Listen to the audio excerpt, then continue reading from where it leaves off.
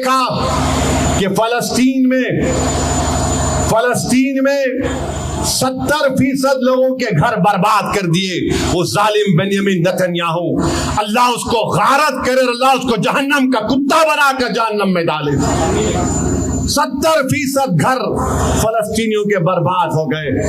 21 لاکھ کی آبادی میں 15 لاکھ لوگوں کے پاس گھر نہیں ہے۔ اتنا ملبہ وہاں پر ہے، ملبہ اٹھانے کے لیے ڈبری سے 12 سال لگیں گے ملبہ اٹھانے کے لیے۔ ان کے سامنے سمندر ہے، غزہ کی عوام کے سامنے سمندر ہے، ان کے سامنے ان کے تمام بربادی ہے۔ 40,000 سے زیادہ لوگ شہید ہو چکے ہیں، جس میں 15,000 معصوم بچے ہیں۔ 10,000 لوگ ابھی بھی ملبے کے نیچے ہیں۔ مگر کیا تم نے اور ہم نے اپنی آنکھوں سے، اپنے کانوں سے سنا کہ فلسطینی کہہ رہے ہیں کیوں ہوا یہ؟ کیا وہ اپنے قائدین کو گالی دے رہے ہیں؟ کیا اپنے بڑوں کو گالی دے رہے ہیں؟ ٹینٹوں میں رہ رہے ہیں، ٹینٹوں میں۔ تم سیوارڈی پیٹ میں اپنے گھر کو جا کر آرام سے سو جاؤ گے۔ آج بارش کی بوندا بازی ہو رہی ہے۔ بتاؤ، سردیاں نکل گئی، 1 سال ہو گیا، پوری کڑاکے کی سردی، گرمی، اب پھر سردی آ رہی ہے۔ کبھی آپ نے سنا ان کی زبانوں سے؟ کپڑوں کے ٹینٹوں میں ہے۔ بلال آیا تو نعت شریف پڑھ رہے ہیں۔ میرے بھائی، اس کو کہتے ہیں مردانگی، اس کو کہتے ہیں توکل۔ میں سلام کرتا ہوں ان فلسطینی ماؤں کو، ان فلسطینی بزرگوں کو، ان علماؤں کو جنہوں نے ایسے بہادر مجاہدین کو پیدا کیا کہ دنیا ان کے لیے تنگ کر دی گئی، مگر کوئی سمندر میں کود کر بھاگنے کے لیے تیار نہیں ہے۔ وہ فلسطینی کہہ رہا ہے کہ میں یہیں پر رہوں گا کیونکہ مجھے مسجد اقصی اور بیت المقدس کو حاصل کرنا ہے۔ 40,000 1 سال میں مر گئے۔ اگر سیوارڈی پیٹ یا کہیں پر پولیس اگر 3-4 بچوں کو اٹھا کر لے کر چلے جاتی تو آپ اور ہم پریشان ہو جاتے ہیں، فطری چیز ہے۔ مگر اپنے دلوں پر زور ڈال کے سوچو میرے عزیزو، 40,000 فلسطینی شہید ہو گئے، 40,000، 15,000 معصوم بچے ہیں، 50,000 زخمی ہیں، مگر کبھی ان کے چہروں پر پیشانی، ان کے چہروں پر، ان کی پیشانی پر تکلیف یا پریشانی کے آثار رونما نہیں ہوتے۔ ہم نے اور آپ نے دیکھا کہ باپ اپنے بچے کو گود میں اٹھا کر کہہ رہا ہے، یا رسول اللہ صلی اللہ علیہ وسلم، میں اپنے شیرخوار بچے کو دین اسلام کی سربلندی کے لیے قربانی دے دیا۔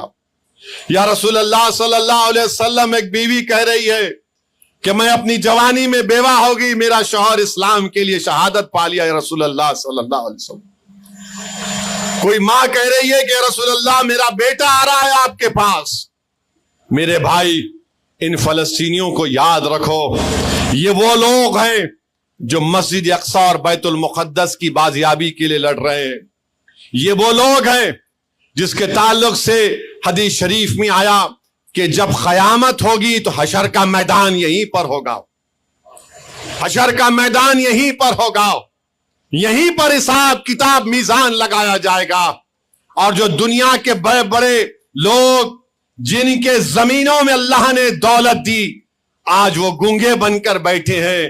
ارے ظالموں، تم کو اور ہم سب کو اپنے اپنے اعمال کا حساب دینا پڑے گا۔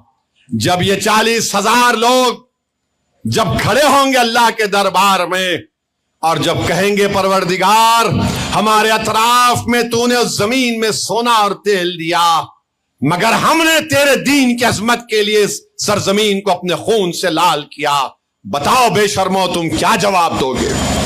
میرے عزیز دوستوں اور بزرگوں، خیر اللہ ان کو دنیا میں بھی اللہ ان کو بلندیاں عطا کرے گا، اور انشاءاللہ آخرت میں بھی اللہ ان کو بلندیوں سے نوازے گا۔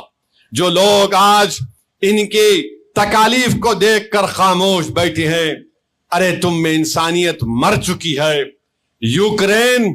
رشیا یوکرین پہ حملہ کرتا ہے تو ساری دنیا کو حملہ یاد آتا ہے، अरे 75 साल हो गए, लाखों फलस्तीनियों ने अपनी जानों को कुर्बान कर दिया और ये जालिम लोग फलस्तीनियों को उनके हक से महरूम कर रहे हैं।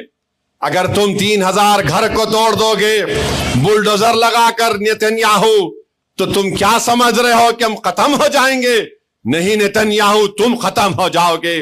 लेबनान में बमबारी हो रही है, पूरा साउथ बीरूत, जुनूबी लेबनान पर हजारों बिल्डिंगों को जमीन दोस्त कर दिया ये जालिम बिन्यामिन नेतन्याहू। और दुनिया कुछ नहीं कहती है। कहां गया अमेरिका तुम्हारा ह्यूमन राइट्स? कहां गया मगरबी दुनिया तुम्हारा ह्यूमन राइट्स? और हम हमारे वजीर आजम से पूछना चाह रहे हैं, आज लेबनान में यूनाइटेड नेशन की फौज पर इजराइल ने हमला किया, यूनाइटेड नेशन की फौज के लोग जख्मी हुए, तो बताओ वजीर आजम मोदी, ये जो 40,000 गज्जा में मर गए, आप नहीं बोलेंगे बेंजामिन नेतन्याहू इस जालिम कुत्ते को? लेबनान में कत्ल और गारत गिरी हो रही है, आप नहीं बोलेंगे? और क्यों हथियार दे रहा भारत इजराइल को?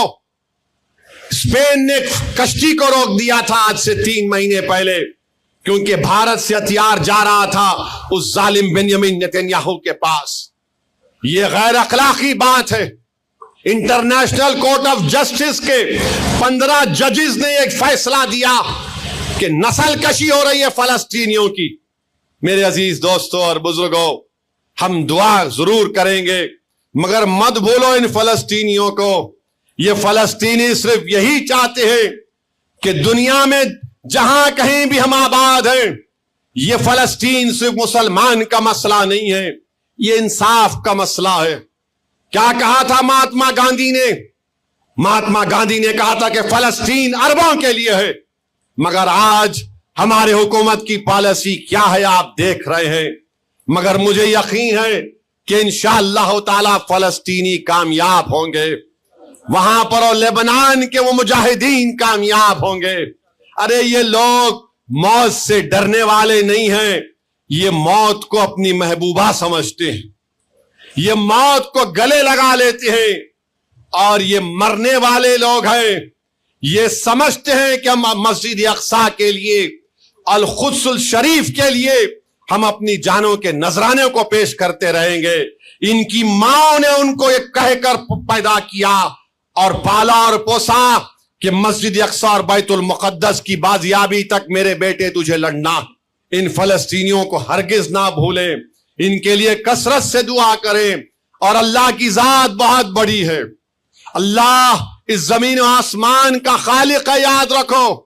अल्लाह ही आसमानों से बारिश पैदा करने वाला है, अल्लाह ही दुनिया का निजाम चलाने वाला है। अल्लाह ही ने सूरज को बनाया, अल्लाह ही ने चांद को बनाया, अल्लाह ही ने हमको रिज़्क़ पहुंचाया, अल्लाह ही ने हमको पैदा किया खून के दुतड़े से। इंशाअल्लाह ताला अल्लाह इन मजलूमों की मदद करेगा। और मुझे यकीन है कि हम और आप अपनी जिंदगी में इन फलस्तीनियों की कामयाबी को देखेंगे।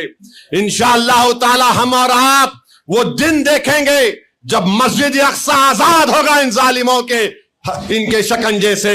इंशाअल्लाह ताला मेरे अजीज दोस्तों और बुजुर्गों, बस आपसे गुजारिश ये है कि वातसिमू बिहब्लिल्लाह, कि अल्लाह की रस्सी को मजबूती से थाम के रखो, मुतफर्रिक मत हो जाओ, इत्तिहाद को मजबूत करो। और मजलिस इत्तिहादुल मुस्लिमीन आपकी जमात, मजलिस इत्तिहादुल मुस्लिमीन को मजबूत रखिए, मजलिस इत्तिहादुल मुस्लिमीन को कामयाब करिए।